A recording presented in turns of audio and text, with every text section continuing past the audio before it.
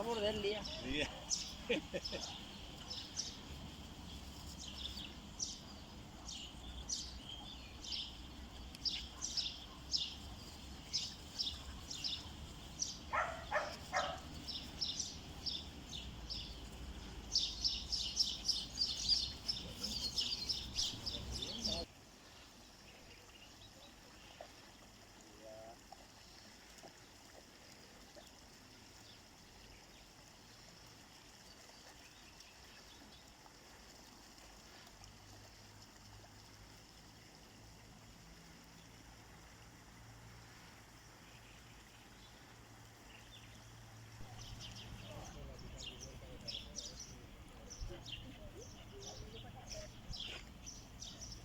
Había una ópera no sé qué, que hizo una chica que ha hecho en Elgin,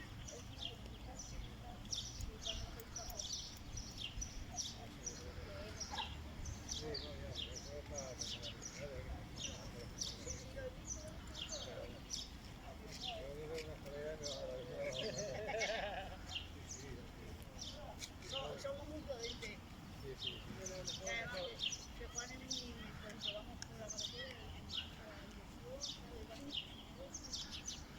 súper segura, me siento, que no, si él no lo ve claro, no lo metemos. Pero no te vayas por donde haya mastines, porque como salga uno y te queda, ¿eh? Ya te lo digo yo, ¿eh?